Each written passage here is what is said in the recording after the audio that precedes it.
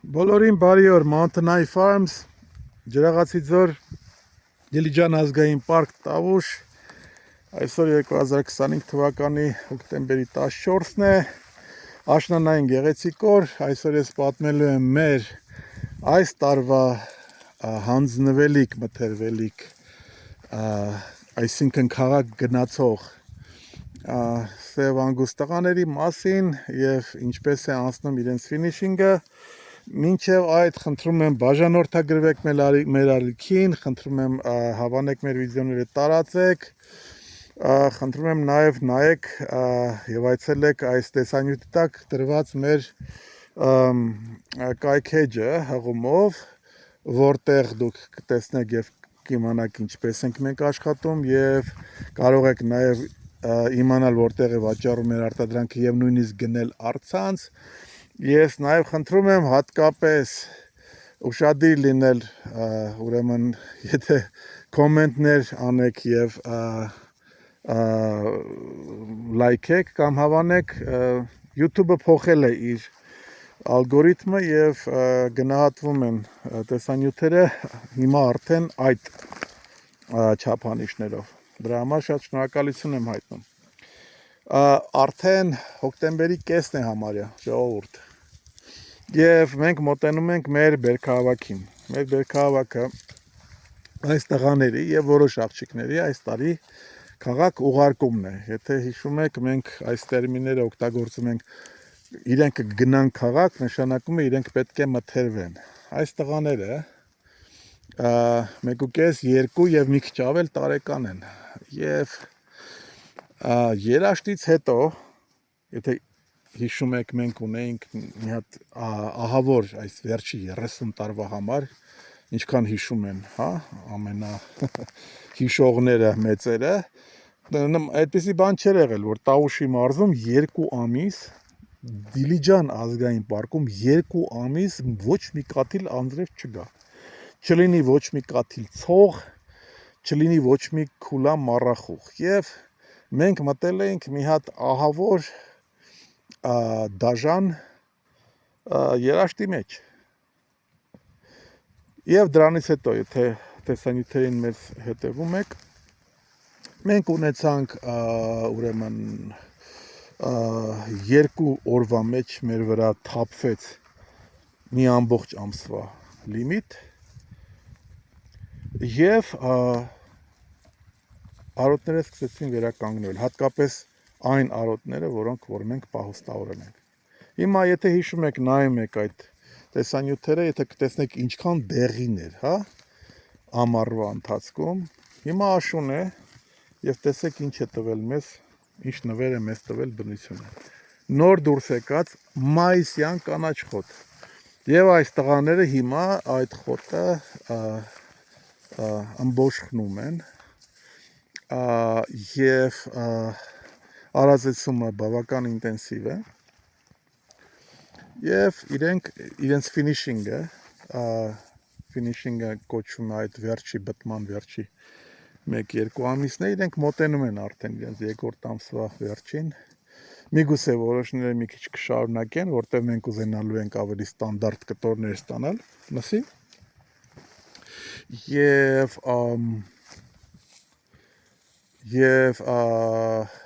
իրենք կհանձնում են, կգնան քաղաք։ Պետք է ասեմ, որ չնայած այս դաժան աղետին, որը երաշտ է, մեր ուրեմն գործողությունների նախկինում մեր ուրեմն արոտների վերականգնման, պահոստավորման, տարբեր տեսակի հնարքների շնորհիվ այս կենթայիները ոչ էլ մեր մայրամանկականը չի կորցրել ոչ մի գրամ քաշ այդ 2 ամսվա ընթացքում։ Ինչքան էլ խոտը չոր էր, մենք գտնում էինք կղզյակներ, մեր կողմից պահպանված, վերականգնված կանաչ խոտի եւ քաշ չեն կորցրել։ Հիմա քանի որ աշուն է եւ այս կենթայիները իրենց գենային համակարգում ունեն ազդանշան, որ բնությունը իրենց ասել է, որ լսեք շուտով գալիս է ձմեռ, հարկավոր է հավաքել քաշ։ Հիմա իրենք հավաքում են քաշ։ Ամեն ձևով հնարավոր։ Եվ մենք որպես ֆերմերներ իհարկե օգտվում ենք այդ բնական, ուրեմն ազդանշանից, ծրագրավորումից, հա, մենք հիմա ոնց որ թե այդ ֆինիշինգը մեր տեղափոխում ենք, մեր բերքահավաքը տեղափոխում ենք այն ժամանակ, մինչև որ սևանգուստները եւ ընդհանրապես խոշոր երժարները այդ ազդանշանը ամբողջությամբ օգտագործում են, հավաքում են քաշ, հավաքում են ճարպ եւ մենք ստանում ենք բարձրակարգ միս։ Պետք է ասեմ ուրախությամբ, որ մեր արտադրանքը արդեն սկսել է վաճառվել ՍԱՍ խանութների ցանցում։ Եթե ճիշտ եմ հիշում, Իսահակյան, Կաջազնունի, Արշակունի, Հալաբյան եւ Կիևյան այդտեղ եւ փորձարկվել է նաեւ բնականաբար թեստինգ է արվել եւ կարող եմ ասել, որ մենք ոչ միայն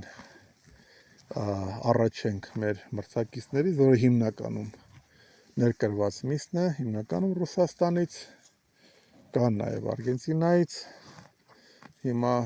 ներկրվող եւ վաճառվող, բայց բոլոր հատկանիշներով, փափկությամբ, համով առաջի հերթին, բնականով, այսինքն բնական աճեցված, առանց որևէ հավելանյութերի, առանց հավելած համակցված կերերի, որը շատ կարևոր է, այդ մասով մենք առաջինն ենք։ Հատկապես առաջինն ենք մենք հետագծելիությամբ, ժողովուրդ, կամ մի քիչ երկար բառ կա, որ ես եմ առաջարկել ծագումնաստուգելիությամբ։ Այսինքն, եթե դուք ներկրված միս եք առնում, դուք իրականում չգիտեք այդ միսը ոնց են ստացել, իրեն ոնց են աճեցրել, համակցված կերով, GMO-ով, այդ համակցված կերը աճեցվել են ինչ-որ տեսակի պեստիցիդներով, տարբեր տեսակի քիմիական պարարտանյութերով, կենդանիներին անտիբիոտիկներ են սրսկել, հետո հորմոններ են սրսկել, որպեսզի չաղանա, հետո սկսել է հիվանդանալ, նորից անտիբիոտիկ են սրսկել, մի հատ ոչմ։ Այսինքն ստացել են գեղեցիկ պատկեր։ Միսը կտրում ես, նայում ես, որ ինչ սիրուն է երևում։ Իսկապես սիրուն է, էլի տեսել ես բաները, մարմարայնությունը, ինչ սիրուն է բան։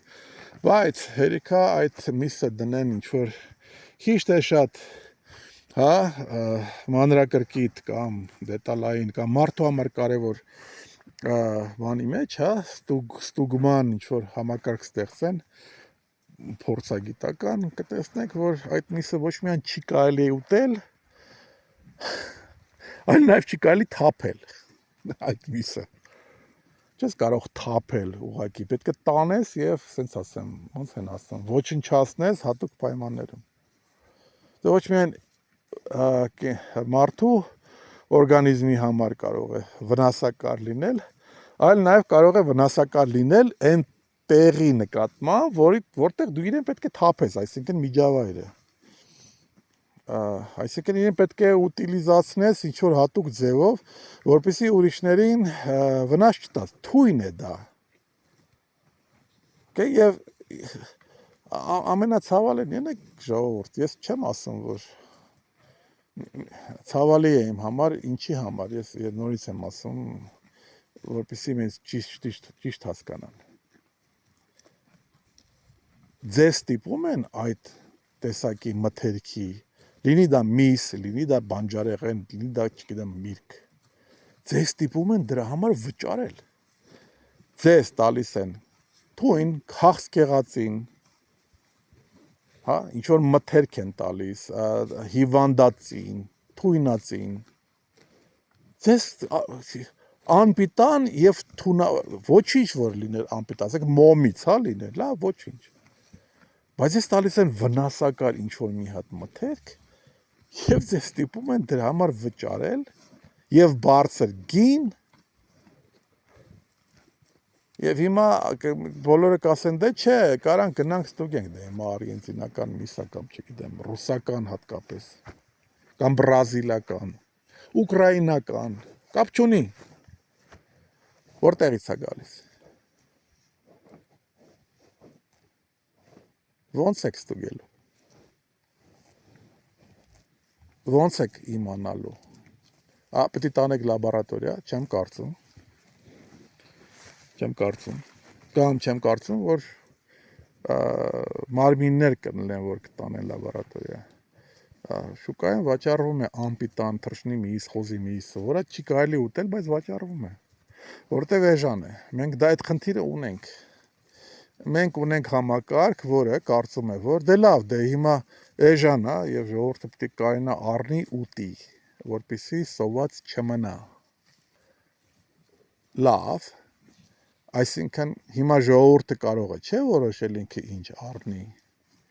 Եվ եթե որոշելու մի ձևը ուղղակի իմանալ որտեղից ես առնում։ Եվ առնել ռուսական ինչ-որ ֆերմայից կամ դիստրիբյուտորից կներեք։ Այդ հետքերը նենց կարելի է խճճել, որ ոչ մի ձև չես գտնել։ Մեզանից գնելու դեպքում կարելի է եւ գալ նայել։ Եվ տեսնել, այսինքն օրինակ այս ալիքը նայել, թե ոնց են այս կենդանիները կերակրվում։ Եվ մենք նաև կարող ենք ասել, որ այս կենդանիներին այս տարի ասեղ նույնիսկ չի կպել։ Նույնիսկ ասեղ չի կպել, որտեվ դա մեր քաղաքականությունն է, մենք կենդանիները, որոնք պետք է հանձնվեն, այդ տարի իրանց ոչ մի բան չեն անում, չեն սրսկում ոչնչով։ Սա մեր Դենիրոն է, ինքը միշտ ուզում է ցույց տա ով է այստեղ բոսը։ Սա է իմ ուղերձի կարևորությունը։ Կարծեմ արդեն 2 հոդված կա մեր կայքեջում, կարող եք նայել։ Արդյունաբերական մսի եւ բնական մսի տարբերությունները, եւ ես հիմա նորից հոդված եմ գրում հետագծելիության կարևորության վերաբերյալ։ Ամբողջ աշխարհում դա դարձել է կարևոր։ Հենց այդ տրիվիալ պատճառով, ժողովուրդ, որովհետև եթե չգիտես որտեղից է գալիս քո մթերքը, հա, չգիտես, միս լինի, չգիտեմ, լոլիկ լինի, կանաչի կարտոֆիլ, չգիտես, չես կարող գնալ ստուգել, չգիտես ինչ են խառնել մեջը, ինչ են տվել, ավելի լավ է գնել այնտեղից, որտեղից որ կարող ես ստուգել։ Եվ սա մենակ ձեզ չի վերաբերվում։ Ձեր ընտանիքի անդամներին, ձեր երեխաներին է վերաբերվում։ Դա կարևոր է։ Հիմա եթե կան ֆերմերներ, որ ինձ լսում են, խնդրում եմ, դա կլինի միայն օգուտ ձեզ համար։ Դարձեք թափանցիկ։ Եթե խաբելու եք, նույնիսկ մի փորձեք։ Թափանցիկ դարձեք, եթե դուք իսկապես բնական եք։ Եթե օրինակի համար գիտեք ինչով եք կերակրում ձեր կենդանիները եւ կարող եք ցույց տալ ինչով։ Ռուսաստանից առած կամ այստեղի, չգիտեմ, կան կազմակերպություններ, որոնք համակցվածքեր են արտադրում, հումքն են առնում ստեղից ընդեղից։ Եթե հետագծելիություն չկա, որ կարող եք գնալ ամենասկզբից սկսած ցույց տալ, որպեսզի ձեր հաճախորդը գոհ լինի, նույնիսկ մի փորձեք։ Ոչինչ մի ասեք։ Կարող եք ասել չգիտենք։ Դա կլինի արդեն ձեր հաճախորդի խղճին, ինքը ինչ է ձեռք բերում։ Բայց մարդկանց, ովքեր հոգ են տանում իրենց առողջության, իրենց ընտանիքի անդամների, երեխաների առողջության համար, խնդրում եմ եւ մտածեք դրա մասին։ Ստուգված, ստուգելի, հետագծելի, ծագումնաստուգելի մթերք առեք եւ եղեք առողջ։ Շնորհակալություն եւ կհանդիպենք։